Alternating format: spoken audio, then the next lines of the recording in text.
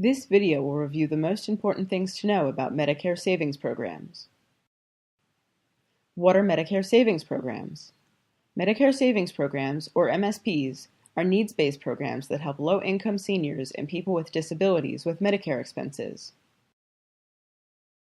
What are the different types of MSPs?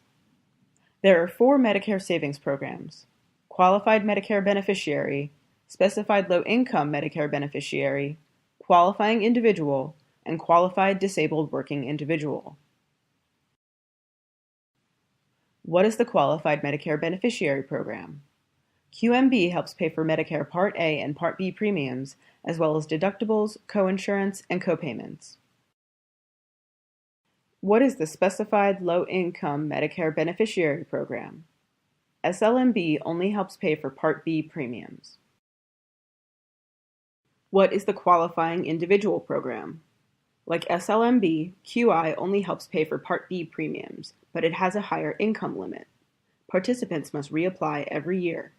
Applications are granted on a first-come, first-served basis, with priority given to those who got benefits the previous year. If you qualify for Medicaid, you cannot receive QI benefits. What is the Qualified Disabled Working Individual Program? The QDWI program helps pay for Part B premiums.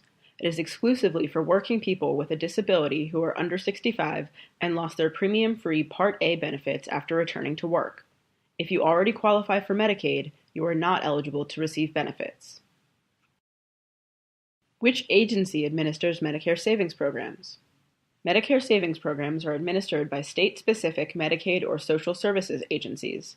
This video's description includes a link to a page that allows you to choose your state and visit its MSP website. Who is eligible for MSPs? To qualify, you must be eligible for Medicare Part A and meet the income and resource limits. These limits change annually and are determined by the federal poverty level. What are the income limits? Each MSP has unique income limits that are based on the federal poverty level, which varies from year to year. The maximum income limit for an MSP is 200% of the federal poverty level, so if your family's monthly income is 200% or less of the federal poverty level, then you should meet the income criteria for all MSPs. For example, in 2016, 200% of the federal poverty level for an individual is approximately $1,980 per month. If you are an individual whose monthly income is around this amount or anything less than this amount, contact your state agency to see which MSPs you qualify for. For a family of 4, 200% of the 2016 federal poverty level is approximately $4,060 per month. If you are unsure about whether your family meets the income limit for an MSP based on your total income and the number of people in your family, contact your state agency and ask. Remember that you still have to meet the rest of the criteria, like being eligible for Medicare Part A, to qualify for each MSP. What assets factor into the resource limits? In addition to meeting the monthly income limits, you must also meet resource limits. For 2016, the total of an individual's checking and savings accounts, stocks, and bonds cannot exceed roughly $7,280 to qualify for QMB, SLMB, or QI. The limit for married couples is roughly $10,930.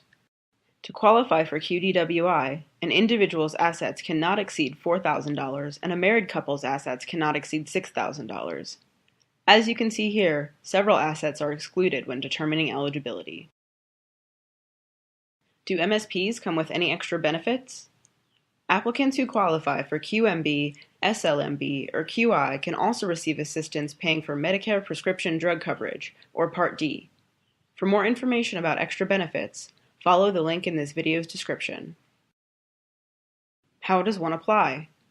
Application processes vary from state to state, but applications can generally be completed online through a state's Medicaid or Social Services Agency website, by filling out and mailing or faxing a paper application, or in person at the state agency's office. How long does it take to process the application? Each state has their own standard of promptness that dictates how many days the agency has to process applications once they are received.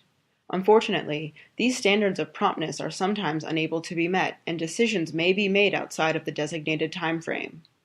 If your application is subject to unreasonable delays, you should follow up with the agency.